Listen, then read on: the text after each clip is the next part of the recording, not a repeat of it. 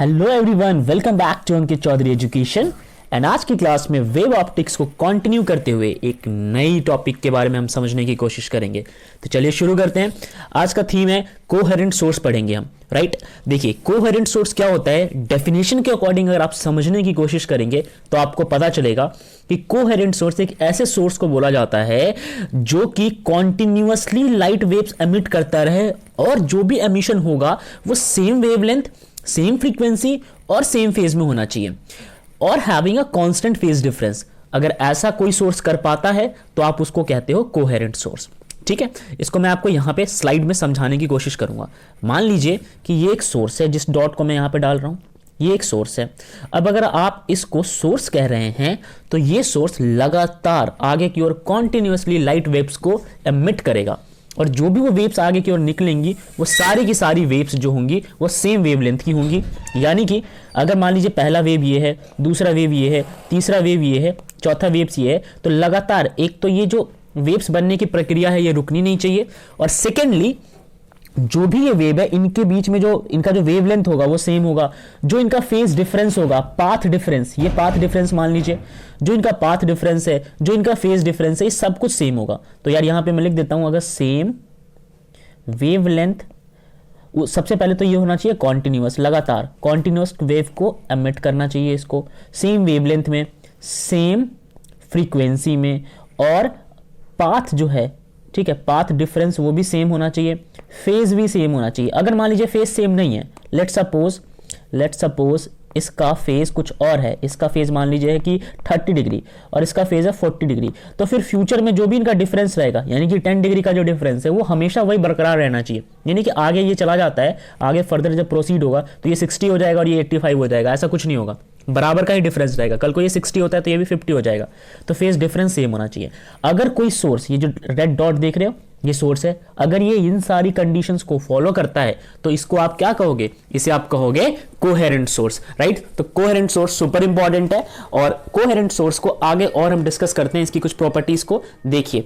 For example इसकी नई properties यहां पे हम पढ़ते हैं, the phase difference phi between the light waves at a given time and at a given position is some initial phase difference between the two source A and B and phase difference on account of difference in path later it does not change with time. तो जो बात मैंने आपको बताई कि phase difference एक तो same होना चाहिए, इनके बीच का फेज डिफरेंस सेम होना चाहिए और पाथ डिफरेंस भी बराबर होना चाहिए, इन सारी कंडीशन को फॉलो करने वाले को हम कोहेरेंट सोर्स के नाम से जानते हैं। This is your coherent source, right. आगे बढ़ते हैं।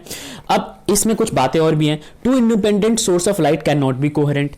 कभी भी दो इंडिपेंडेंट सोर्स जो होते हैं लाइट के वो कोहेरेंट नहीं होते, ठीक है। दो इंडिपेंडेंट सोर्स कभी भी कोहेरेंट नहीं होते। मान लीजिए कि यार एक सोर्स मेरा ये है, दिस इज माय S1 और मैं दूसरे सोर्स को बना रहा हूं, this is my S2।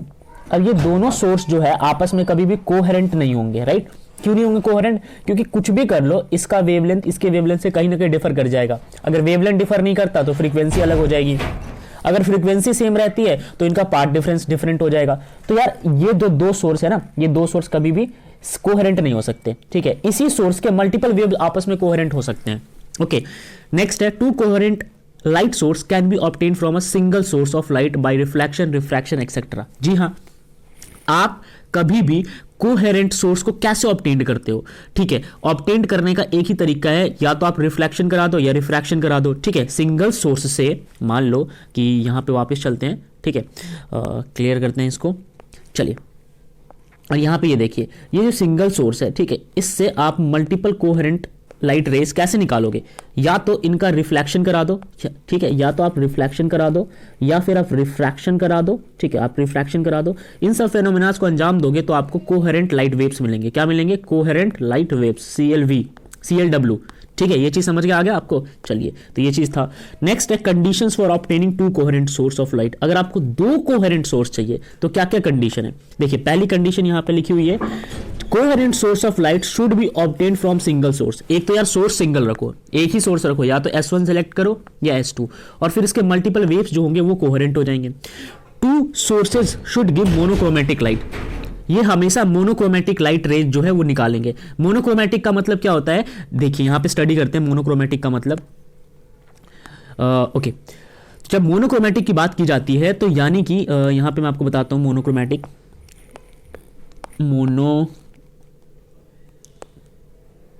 Monochromatic, right. अब आपने देखा होगा व्हाइट लाइट, ठीक है, व्हाइट लाइट के अंदर बहुत अलग अलग प्रकार के रेज होते हैं। व्हाइट लाइट के अंदर 7 अलग अलग रेज होते हैं, 7 रेज होते हैं, ठीक है। हर एक रेज का अपना, मान लीजिए कि 7 अलग अलग रंग है, तो हर एक का अपना वेवलेंथ, अपनी फ्रीक्वेंसी होगी, ठीक है। अब सातों को एक साथ अगर आप लेके चले, क्योंकि वो सब सोर्स तो व्हाइट के ही हैं, सोर्स तो व्हाइट के ही हैं, तो क्या ये मोनोक्रोमैटिक होंगे? नहीं। मोनोक्रोमैटिक का मतलब क्या होता है कि एक ऐसा सोर्स जिसकी सारी चीजें सेम हो, उसे हम कहते हैं मोनोक्रोमैटिक, ठीक है, कोहेरेंट को फॉलो अप करे। तो यार ये चीज था। नेक्स्ट जो हमारा टॉपिक है वो है इंटेंसिटी ऑफ लाइट। इंटेंसिटी का मतलब क्या होता है, देखिए, सॉरी, इंटरफेरेंस ऑफ लाइट, ठीक है। अब अगला टॉपिक है इंटरफेरेंस, इसको हम स्टडी करने वाले हैं। इंटरफेरेंस में क्या होता है कि अगर मान लीजिए यहां पे मैं समझाऊं आपको, late rub this all fine, okay. हम बात कर रहे हैं इंटरफेरेंस की, इंटरफेरेंस की। देखो, हमें पता है कि अगर मान लीजिए कि 2 अलग अलग सोर्स थे, 2 डिफरेंट सोर्स से आप लाइट रे लेके आते हैं, ठीक है, 2 डिफरेंट सोर्स से आप क्या लेके आते हैं, लाइट के रेज को या वेव्स को लेके आते हैं। अब अलग अलग सोर्स है तो अलग अलग प्रकार की उनकी वेवलेंथ होगी, अलग अलग प्रकार की फ्रीक्वेंसी होगी। और अगला अलग सोर्स के लाइट रे, अगर मान लीजिए पहले सोर्स का S1 का ये है, ठीक है, और S2 का मान लेते हैं, S2 का वेव ये है, ठीक है। अब इनकी इसकी फ्रीक्वेंसी, इसकी फ्रीक्वेंसी मैच तो करेगी नहीं, कुछ ना कुछ डिफर हो जाएगा। सपोज फ्रीक्वेंसी मैच कर गई, वेवलेंथ मैच नहीं करेगी इन दोनों की, ठीक। तो अगर 2 डिफरेंट फ्रीक्वेंसी और 2 डिफरेंट वेवलेंथ पर रहने वाले लाइट रे को आपस में मिक्स करा दोगे, अब अगर आप इनको आपस में मिक्स कराते हो, ठीक है, तो ये क्या होंगे, ये मान लीजिए कि ये सोर्स था, ठीक है, ये सोर्स ये था, इस पे ये ओवरलैप करा दो, ठीक है। तो आप ओवरलैप करा देते हो लेट सपोज, तो ये हो सकता है इनका एम्पलीट्यूड जो है वो डबल अप हो जाए, इनकी इंटेंसिटी बढ़ जाए। तो यहां पे डेफिनेशन पढ़ो क्या लिखा हुआ है, okay. Interference of light is a phenomena of redistribution of light energy in a medium on account of superposition of light wave from 2 different coherent source। अलग अलग कोहेरेंट सोर्स से, अलग अलग कोहेरेंट सोर्स से लाइट रे को आप लेके आए और उनको, उनकी एनर्जी को, आखिरकार इन पे इनकी एनर्जी होती है, इनकी एनर्जी को आप इंटरमिक्स करा देते हो। ये वर्ड बहुत इंपॉर्टेंट है, इंटरमिक्स, ठीक है। इंटरमिक्स कब होगा, जब 2 अलग अलग सोर्स से लेके आओगे। एक सिमिलर सोर्स के, सिंगल सोर्स के तो इंटरमिक्स होंगे ही नहीं, वो एक जैसे ही दिखेंगे।